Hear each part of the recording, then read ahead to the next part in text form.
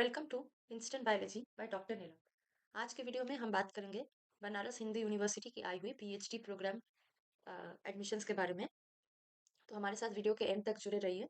Video के and पे आपके लिए एक बहुत ही इम्पॉर्टेंट इंफॉर्मेशन है, तो प्लीज़ वीडियो लास्ट तक देखिएगा। वीडियो शुरू होने के पहले सभी से निवेदन है, चैनल को सब्सक्राइब कीजिएगा, वीडियो को शेयर कीजिएगा ताकि हम ज़्यादा से ज़्यादा स्टूडेंट्स तक ये न्यूज़ पहुँचा सकें। तो अगर आप बीएचयू के ऑफिशियल वेबसाइट पे आते हैं, जो कि है bhu.ac.in, तो आपको ये जो होम पेज है खुली मिलेगी। यहाँ पे आपको एडमिशन्स में जाना है। एडमिशन,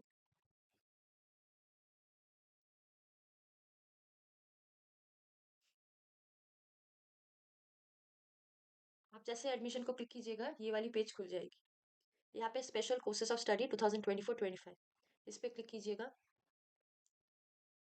तो आप देख सकते हैं PhD information bulletin 2024-25, RET 2024 admission click here to apply, RET exempted 2024 admission click here to apply.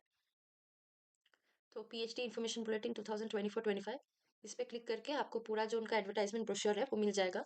वहाँ पे सारे इन्फॉर्मेशन डिटेल्स दिए हुए हैं। लास्ट डेट है ऑनलाइन सबमिशन की 21 जनवरी 2025, तो वो याद रखिएगा। आइए पीएचडी इन्फॉर्मेशन को डाउनलोड करके देखते हैं क्या क्या लिखा हुआ है। मैंने ऑलरेडी डाउनलोड करके रखा है, एक सेकेंड। हाँ, तो ये रही PhD information bulletin Banaras Hindu university की। आइए देखते हैं क्या क्या इंपॉर्टेंट यहाँ पे मेंशन्ड है। ऐसे फॉर्म फिल करने के पहले सारे इन्फॉर्मेशन आपको अच्छे से पढ़ लेना चाहिए। ये जो 35 पेजेस है यहाँ पे, आप पूरे 35 के 35 पेजेस अच्छे से पढ़ने के बाद ही फॉर्म फिल कीजिएगा। मैं आपको जो सबसे ज़्यादा इंपॉर्टेंट है वो सारी इन्फॉर्मेशन अभी बता देती हूँ। हाँ, तो यहाँ पे लिखा है for admission to PhD 2024 candidate must ensure that they fulfil minimum essential qualification. अब देखिए यहाँ पे एडमिशन दो मोड्स में होने वाली है। एक है research entrance test exempted, RET exempted जिसको बोल रहे हैं, और एक है रिसर्च एंट्रेंस टेस्ट। तो रिसर्च एंट्रेंस टेस्ट एग्जेम्प्टेड उन लोग के लिए है जो एलिजिबल है to PhD programme, who have qualified for junior research fellowship of UGC CSIR और Indian council of medical research यानी कि ICMR, department of biotechnology DBT और any other national agency who is otherwise eligible for direct mode of admission. तो अगर आप JRF या फिर ICMR या डीबीटी इनमें से कोई भी एग्जाम क्लियर कर चुके हैं तो आप एलिजिबल है आरईटी एग्जाम्प्टेड मोड में अप्लाई करने के लिए। For details on direct mode of admission हम लोग देखते हैं इन्फॉर्मेशन बुलेटिन में लिखा है डायरेक्ट मोड में भी एडमिशन हो सकता है, वो हम बाद में देखेंगे। Candidate will have to appear in interview with 100% weightage and the selection will be based on the performance in interview. आपको इंटरव्यू में अपीयर करना पड़ेगा और उसमें ही 100% वेटेज होगी। आपकी सिलेक्शन इंटरव्यू के ऊपर ही 100% डिपेंडेंट है। Candidates who have been awarded lectureship or assistant professorship without CRF in the CSI UGC examination, awarded any other fellowship on the basis of UGC CSI NET examination and DST inspired fellows are not eligible under this mode of admission। यानी कि ये जो सारे examinations है, ये इनके fellowship अगर आपको अवॉर्डेड हो रहे हैं तो आप इस मोड से नहीं अप्लाई कर सकते। Candidate shall produce valid JRF certificate at the time of physical verification of the document failing which their candidature shall be cancelled। अब आइए देखते हैं रिसर्च एंट्रेंस टेस्ट में क्या क्या लिखा है। Applications for admission to PhD program through NET examination of UGC, CSR and ASRB using NET exam are invited from eligible category। एक कैटेगरी है जेआरएफ क्वालिफाइड कैंडिडेट्स के लिए, दूसरी कैटेगरी है candidates qualified for assistant professorship without JRF, और तीसरी है candidates neither qualified for JRF not for assistant professorship but eligible for admission to PhD only. For admission to PhD programme in institute of agricultural sciences, ये भी एक category है। NET score होना चाहिए agricultural services recruitment board examination की 2024 की।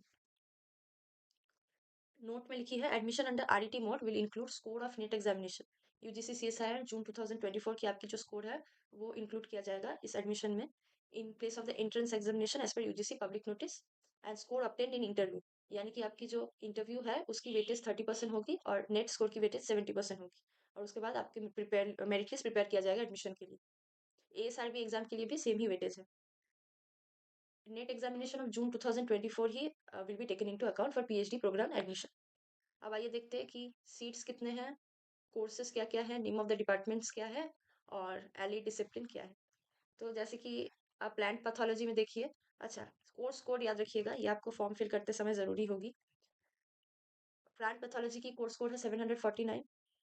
Candidates with PG, अगर आपका इनमें से किसी में भी पीजी है तो आप अप्लाई कर सकते हैं, जैसे कि plant pathology, mycology and plant pathology. RET mode में 5 सीट्स है, आरईटी एग्जेम्प्टेड मोड में 5 सीट्स है। जेनेटिक्स एंड प्लांट ब्रीडिंग, इसकी कोड है 747। पीजी आपकी इनमें से किसी में भी होने से चलेगा। Genetics and plant breeding, genetics, plant breeding and genetics. 5 है आरईटी मोड में स्कोर, और 1 है RET exempted mode. Food technology की बात करें तो food science and technology, food technology, food processing, food technology, food processing engineering, इनमें से किसी में भी अगर आप पीजी किए हैं आप एलिजिबल है। 1 सीट है आरईटी आरईटी एग्जेम्प्टेड दोनों में, एक एक करके। और एलाइड, ये सारे डिसिप्लिन है, इसमें भी आप अप्लाई कर सकते हैं। एग्रीकल्चर है, ये है वेटरनरी एंड एनिमल साइंसेस की, ये भी आप देख सकते हैं अगर आप एलिजिबल है या पीजी अपनी पढ़ाई उसमें किए हैं तो।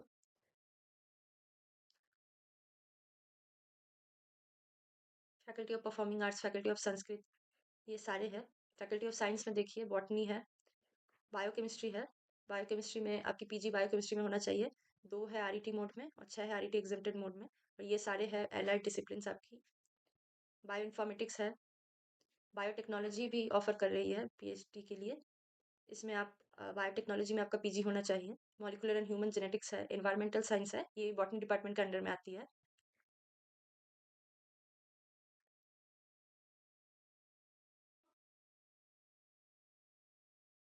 इसके अलावा अप्लाइड माइक्रोबायोलॉजी है। तो ये सारे कोर्सेज है जो बायोटेक के रिलेटेड है, मैंने आपको बता दिया। इसके अलावा भी बहुत सारे कोर्सेज है, जैसे radiotherapy, radiation medicine, general medicine. आप हर एक अच्छे से पढ़ के आपको जिसके लिए भी आप एलिजिबल है आप अप्लाई कर सकते हैं। सीट्स आप देख सकते हैं, बोथ आरईटी और आरईटी एग्जेम्प्टेड मोड दोनों में दी हुई है। In each mode seat shall be further distributed into main and allied discipline as per PhD ordinance. However, for those centers, department, school which either does not offer PhD program or have no permanent faculty and the Institute of Medical Sciences, the number of seats in the allied discipline will be equal to the number of faculty members who have offered seats for PhD program. The discipline is common for more than one faculty. Seats displayed are common for all eligible applicants. ये यहाँ पे लिखा है rule for choice of main and allied discipline, ये अच्छे से एक बार पढ़ लीजिएगा। आप अप्लाई करने के टाइम अपने एप्लीकेशन फॉर्म में अपने ऑप्शंस और प्रेफरेंस अपने पीएचडी के डिसिप्लिन्स के जिसमें भी आप करना चाहते हैं वो ऑर्डर में दीजिएगा। Request for change of option और preference at the time of admission will not be entertained. Conversion of vacancies from RET exempted mode to RET mode and vice versa shall not be allowed after the commencement of counseling process. For being eligible to apply for PhD admission, a candidate must satisfy himself or herself that he or she fulfills the minimum eligibility requirement. In case it is noted during the process of admission that a candidate does not fulfill the eligibility, वो candidate consider नहीं किया जाएगा। University ये right reserve करती है to withdraw any seat of any discipline at any time. अब आइए देखते हैं मिनिमम एलिजिबिलिटी क्या है for qualifying examination and percentage of marks. For admission to PhD programme candidate must have pass, जो क्वालिफाइंग एग्जामिनेशन होगी उसको पास करना होगा आपको एक मिनिमम परसेंटेज से, और before the last date of online application आपको फॉर्म भरनी होगी। ये है फैकल्टी ऑफ एग्रीकल्चर के बारे में। यहाँ पे फैकल्टी ऑफ एग्रीकल्चर के अंडर में क्या क्या क्वालिफिकेशंस चाहिए हर एक डिसिप्लिन के लिए वो मेंशन है। जैसे फूड टेक्नोलॉजी में आप देख सकते हैं क्वालिफिकेशन चाहिए MSc MTech in food science and technology, food technology, food science and nutrition, food processing engineering, food technology and management, food and nutrition, food science, food processing technology, post harvest technology. इनमें से किसी में भी अगर आप MSc MTech किए हैं तो आप एलिजिबल है। ऐसे बहुत सारे प्लांट पैथोलॉजी में भी है, soil science and agriculture chemistry में भी है। सारे एलिजिबिलिटी रिक्वायरमेंट्स और क्वालिफिकेशंस अच्छे से पढ़ लीजिएगा अप्लाई करने के पहले। अगर आप फैकल्टी ऑफ एग्रीकल्चर के अंडर में एडमिशन कर रहे हैं तो आपकी 4 साल की ग्रेजुएशन डिग्री होनी चाहिए। एग्जामिनेशन मार्क्स आप एटलीस्ट 55% से आप क्वालिफाई किए हैं अपनी लास्ट एग्जामिनेशन, ये मैंडेटरी है। ये है faculty of veterinary and animal sciences के अंडर में, faculty of arts social science and science, और faculty of performing arts. Science में आपकी मास्टर्स डिग्री होना उस कंसर्न सब्जेक्ट में या फिर masters degree in any of the allied subjects में ज़रूरी है, और क्वालिफाइंग मार्क्स आपकी 55% है एग्जामिनेशन में, जो क्वालिफाइंग एग्जामिनेशन होगी। और लास्ट एग्जामिनेशन में भी अपनी डिग्री में भी 55% मार्क्स ज़रूरी है। बाकी सारे फैकल्टीज़ के लिए भी दी हुई है, आप पढ़ सकते हैं। Faculty of law, medicine, Ayurveda, dental science, visual arts. Environmental and sustainable development की फैकल्टी में a candidate must have master's degree in the concerned subject of many discipline or master's degree main discipline or master's degree any of the allied subjects जैसे कि agronomy, biotechnology, botany, biochemistry, chemistry, civil engineering, ecology, environmental economics, environmental engineering, geology, geophysics, physics, soil science, meteorology, statistics, computer science, atmospheric science, wild life biology and zoology, इनमें से किसी में भी आपका masters होना जरूरी है, provided that candidate is opted at least one paper related to environment और सस्टेनेबल डेवलपमेंट, और आपकी क्वालिफाइंग मार्क्स 55% होनी चाहिए लास्ट एग्जामिनेशन में. A candidate can apply for the PhD program only if the result of his or her UGC, NET, JRF या ASRB examination is declared before the last date of submission of online application form in the university portal. इसके अलावा reservation और relaxation के बारे में लिखी हुई है. अगर आप शेड्यूल कास्ट या शेड्यूल ट्राइब में है, आप रिजर्वेशन कैंडिडेट है, तो आप जरूर ये सेक्शन पढ़ लीजिएगा. अदर बैकवर्ड क्लासेस ओबीसी के लिए ये वाली सेक्शन है, और इकोनॉमिकली वीकर सेक्शंस के लिए यहाँ पे मेंशन है. पर्सन विद बेंचमार्क डिसेबिलिटी के लिए यहाँ है. Relaxation of minimum percentage marks है पीएचडी प्रोग्राम के लिए. ओबीसी के लिए 5%, एससी एसटी के लिए 5% और पीडब्ल्यूबीडी के लिए 5%. जनरल रूल्स की बात करें तो एप्लीकेशन फॉर्म कैंडिडेट की अगर फॉर्ज्ड या फेक सर्टिफिकेट या अडॉप्टेड कोई फ्रॉडुलेंट हो तो रिजेक्ट किया जाएगा, और आपको फ्यूचर एडमिशन से भी डिबार किया जाएगा. Candidate shall be admitted to the PhD programme to the final verification of marksheet, degree certificate, validity of certificate, marksheet of qualifying examination at the time of admission. अगर आप Indira Gandhi national open university से degree किए हैं तो भी आप eligible है, लेकिन आपको सबमिट करने पड़ेंगे अपने सर्टिफिकेट्स डिस्टेंस एजुकेशन के. अब एप्लीकेशन फॉर्म फिल करने की बात करते हैं. अगर आपको मिनिमम एलिजिबिलिटी रिक्वायरमेंट्स फुलफिल नहीं होती है या फॉल्स डॉक्यूमेंटेशन आप दिखाते हैं या फिर कोई सिमिलर वैलिड रीजन होती है तो आपकी एप्लीकेशन फॉर्म कैंसिल हो जाएगी. अब आइए बात करते हैं admission under RET exempted category. आप आरईटी एग्जेम्प्टेड कैटेगरी में तभी अप्लाई कर सकते हैं अगर आप क्वालिफाई किए हैं कोई नेशनल लेवल टेस्ट, या फिर candidate comes up with nationally और international renowned PhD scholarship, the value of which is at par और greater than UGC CSR JRF या ICAR SRF. A candidate who is selected under quality improvement program of AICTE, faculty development program of state government और of UGC. या फिर आप foreign national है who is a recipient of fellowship by Indian Council for Cultural Relation, government of India. या फिर आप एक self financing foreign national है तो आप अप्लाई कर सकते हैं पीएचडी प्रोग्राम में through international centre of BH.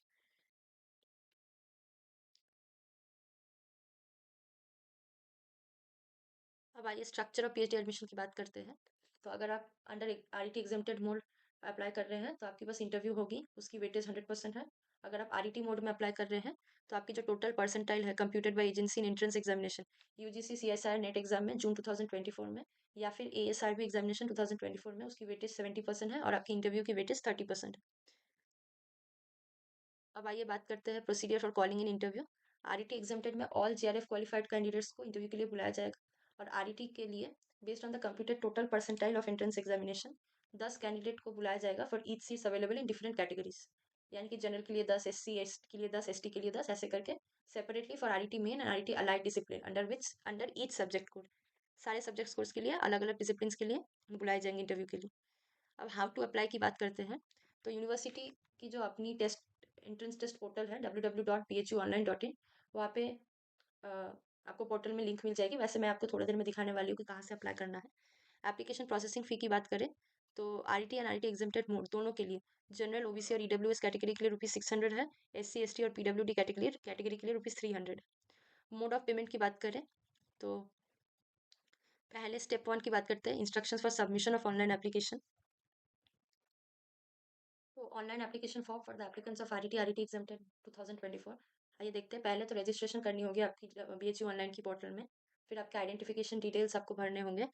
कौन कौन से डॉक्यूमेंट्स चाहिए आपके वो सब यहाँ पे मेंशन्ड है. एक फ़ोटो आइडेंटिफिकेशन प्रूफ चाहिए होगा आपका, Aadhaar card, passport, voter ID, bank passport, driving licence, PAN card, any other valid government ID number, admit card issued by the concern boards. Candidate should carefully write the correct spelling of the names as per Aadhaar या identification document. ये compulsory है. Step 3 है online application form entry and selection of discipline. Identification details entry करने के बाद candidate को अपनी जो रिक्वायर्ड डिटेल्स है वो फिल करनी होगी in the online application form, और डिसिप्लिन सिलेक्ट करना होगा after ensuring the eligibility for concern discipline.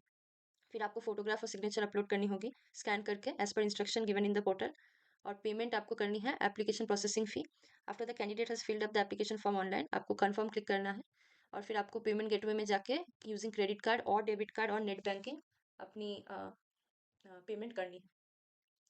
Candidate is required to check the status of fee payment at www.bhuonline.in, and if the status is okay, then only candidate will be available to take printout of confirmation page. Confirmation page की printout ले लीजिएगा. Fee payment does not show. If the fee payment does not show payment ID या okay status, candidate is advised to act as follows. If the fee is paid through credit or debit card and status is not okay, it means transaction is cancelled, और फिर amount आपको automatically refund मिल जाएगा with in 7 to 10 days. फिर आपको पे करना होगा freshly पे, मतलब नया आपको एप्लीकेशन फॉर्म करके पे करना होगा, इंश्योर कि ओके स्टेटस आ जाए लास्ट डेट ऑफ एप्लीकेशन के पहले, और फिर अपने एप्लीकेशन फॉर्म की प्रिंट आउट आपको निकालनी होगी आफ्टर सक्सेसफुल पेमेंट. अब देखिए रीजंस फॉर रिजेक्शन लिखी है. Submission of application form without payment of requisite amount भी रिजेक्ट हो सकती है, या फिर अगर कोई और इनएक्यूरेसी इनएडिक्वेसी कुछ रही तो डिटेक्ट हो जाएगी. लास्ट डेट याद रखिएगा 6 जनवरी से ऑनलाइन सबमिशन शुरू हो चुकी है, 21 जनवरी को बंद हो जाएगी. 21 जनवरी 2024.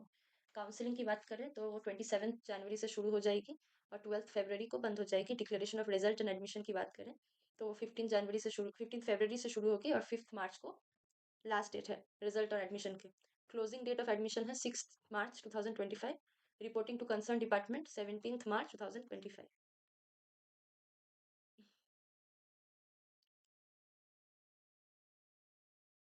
अब यहाँ पे लिखी है counselling procedure, counselling date, publication of result, payment of fee and allotment of supervisor. Attendance of candidate. अगर आपको इंटरव्यू के लिए बुलाया जा रहा है तो प्रिस्क्राइब डेट और टाइम और डेट में आपको कॉल लेटर जो मिलेगी वहाँ पे जो डेट और टाइम लिखी होगी आपको कांटेक्ट करनी होगी अपनी head of the concern department को या एडमिशन इंचार्ज को, और आपको अटेंडेंस के लिए साइन करनी होगी अपने अटेंडेंस शीट में. फिर वेरिफिकेशन होगी आपकी. एडमिशन कमिटी होगी available at the department, shall physically verify the academic records of the candidate. Conduction of interview के लिए आपको इंटरव्यू कंडक्ट किया जाएगा आपके कंसर्न डिपार्टमेंट में. अगर आप मोर देन 1 डिसिप्लिन के लिए अप्लाई कर रहे हैं तो आपको ईच डिसिप्लिन के लिए सेपरेटली इंटरव्यू में अपीयर करना होगा, और आपको आपके जो इंटरव्यू के डेट्स है वो सूटेबली एडजस्ट करने होंगे आपको डिफरेंट डिसिप्लिन के लिए. Written test, declaration of result. Names of as many candidates as number of vacancies given in the information bulletin will be announced on the basis of final merit order prepared for main and allied discipline for each mode of admission, or for remaining candidate shall be waitlisted candidate in order of merit, who may be considered in case seats remain vacant. Fee payment की बात करें तो based on the final merit order, Central Admission Committee would release the PhD 2024 merit list of the candidate who are declared qualified for the said disciplines. ये 2024 की है, 25 होगी. हर साल एक ही PDF रहता है तो इसीलिए एरर हो गया होगा. He or she must make sure payment of the admission fee before the deadline of fee payment given in the course allocation page. इसी के साथ साथ अलॉटमेंट ऑफ सुपरवाइजर वगैरह के बारे में भी लिखी है, आप वो सब पढ़ लीजिएगा एक बार. फॉरेन नेशनल्स के लिए रजिस्ट्रेशन के लिए कुछ इंपॉर्टेंट डिटेल्स लिखी है, अगर आप है तो आप देख सकते हैं. ये फॉरेन नेशनल के लिए है. तो मैंने लगभग सारी चीज़ें आपको बता ही दी. आइए देखते हैं कि अप्लाई कहाँ से करना है. तो जहाँ से आप PhD की इन्फॉर्मेशन ब्रोशर डाउनलोड किए थे उसके नीचे देखिए, अगर आप RET मोड में अप्लाई करना चाहते हैं तो आपको ये करना होगा. फिर यहाँ पे रजिस्टर योरसेल्फ में जाके आपको रजिस्टर करना होगा. अगर आप RET एग्जेम्प्टेड मोड में अप्लाई करना चाहते हैं तो आपको ये क्लिक करना होगा. यहाँ पे भी रजिस्टर योरसेल्फ में आप क्लिक कीजिएगा, फिर उसके बाद रजिस्टर कर सकते हैं. साइन अप करके फिर आप अप्लाई कर सकते हैं. तो जो भी नेसेसरी डिटेल्स थे मैंने आपको बताया. इसके अलावा कोई क्वेरी है आपकी तो आप हमें ज़रूर कमेंट सेक्शन में पूछ सकते हैं. अब आगे सर आपके साथ कुछ एसेंशियल और नेसेसरी इन्फॉर्मेशन शेयर करेंगे, तो वीडियो के एंड तक बने रहिए. हेलो एवरीवन, आज हम आपके लिए एक बहुत ही इम्पॉर्टेंट इन्फॉर्मेशन लेकर के आए हैं.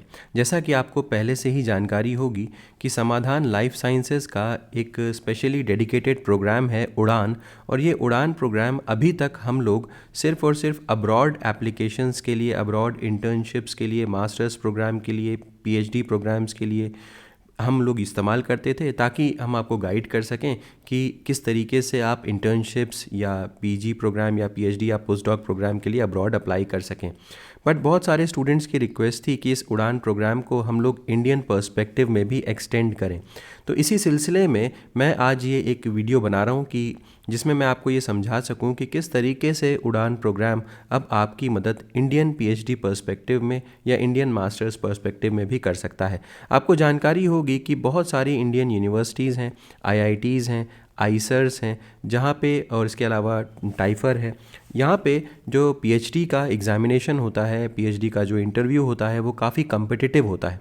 बहुत सारे स्टूडेंट्स को इश्यूज़ होते हैं इस इंटरव्यू के लिए प्रिपरेशन करने के लिए, तो समाधान लाइफ साइंसेज अब उड़ान प्रोग्राम को इंडियन पर्सपेक्टिव में भी लेकर के आ रहा है। तो मैं ज़रा जल्दी से आपको इस यहाँ पे सेलिएंट फीचर्स जो हैं उसके बारे में बता देता हूँ। तो जैसा कि आप अपनी स्क्रीन पे देख पा रहे होंगे, Udaan programme now starts for India. तो यहाँ पे जो सर्विसेज होंगी, जनरल कंसल्टेशन से रिलेटेड बहुत सारे स्टूडेंट्स के दिमाग में क्वेरीज़ होती हैं कि हमें पीएचडी करना चाहिए कि नहीं करना चाहिए, इसके अलावा और कौन सी अपॉर्चुनिटीज़ हैं पीएचडी अगर हम नहीं करते हैं तो क्या कर सकते हैं, या अपने प्रोफाइल को और कैसे बेहतर बनाएं पीएचडी में सिलेक्शन के लिए। तो ये सारी की सारी क्वेरीज़, या इसके अलावा भी अगर आपके पास जनरल क्वेरीज़ हैं तो आप हमसे कॉन्टैक्ट कर सकते हैं इंडियन यूनिवर्सिटी एप्लीकेशंस के रिगार्डिंग। इसके अलावा जो उड़ान जो इससे पहले जो अब्रॉड एप्लीकेशंस के लिए था वो तो वैसे का वैसे ही चलेगा, इंडियन एप्लीकेशंस के लिए भी अब आप हमसे अप्लाई कांटेक्ट कर सकते हैं। इसके अलावा अगर आप डॉक्यूमेंट प्रिपरेशन में हेल्प चाहते हैं, जैसे कि बहुत सारी इंडियन जो आईसर्स वगैरह हैं, आईआईटीज़ हैं, आईआईटी बॉम्बे स्पेसिफिकली अगर हम बात करें, तो कई जगह पे आपको एसओपी या कुछ डॉक्यूमेंट्स इस तरीके से सबमिट करने पड़ते हैं, राइटअप सबमिट करना पड़ता है, जिसके बेसिस पे फिर आपका फाइनल वहाँ पे इंटरव्यू वगैरह होता है। तो अगर आपको डॉक्यूमेंट प्रिपरेशन में किसी तरीके की हेल्प चाहिए तो भी हम लोग विलिंग हैं आपकी हेल्प करने के लिए। तो ये डॉक्यूमेंट प्रिपरेशन भी हो गया, और फिर फाइनली जो सबसे इंपॉर्टेंट एस्पेक्ट है, जो इंटरव्यू प्रोसेस है, इंटरव्यू का प्रिपरेशन का जो प्रोसेस है, उसमें भी हम आपकी मदद कर सकते हैं। तो ये तीन मेजर एस्पेक्ट्स हैं जिसमें कि हम आपको बता सकते हैं कि किस तरीके से आपको अप्लाई करना है। तो अगर आप इंटरेस्टेड हैं, अगर आप इंडियन यूनिवर्सिटीज़ में अप्लाई करना चाहते हैं फ्यूचर में, पीएचडी की साइकिल शुरू हो चुकी है, जैसा कि आपको पता होगा अभी मल्टीपल अलग अलग यूनिवर्सिटीज़, आईआईटीज़ वगैरह अपने यहाँ पीएचडी की अपॉर्चुनिटीज़ निकाल रहे हैं, एडवर्टाइज़ कर रहे हैं। तो अगर आपका भी इंटरेस्ट है इंडिया में पीएचडी करने का तो आप हमसे कॉन्टैक्ट कर सकते हैं, कॉन्टैक्ट डिटेल्स यहाँ पे मेंशन्ड है। अच्छा, कंसल्टेशन फ़ीस मैंने मिस कर दिया बताने का। अगर हम जनरल कंसल्टेशन की बात करते हैं, सिर्फ जनरल कंसल्टेशन की, तो यहाँ पे 299 रुपीज़ फ़ीस है, और 45 मिनट्स का आपको टाइम मिलेगा। मैं मौजूद रहूँगा और आप मुझसे क्वेरीज़ पूछ सकते हैं इसके रिगार्डिंग। इसके अलावा अगर हम देखें कि आप किस तरीके से हमसे कांटेक्ट कर सकते हैं, तो यहाँ पे आपका ये कांटेक्ट नंबर दिया हुआ है 8299134528। आप इस पे व्हाट्सएप करें और इसके बाद हम एक सेशन बुक कर सकते हैं आपके साथ।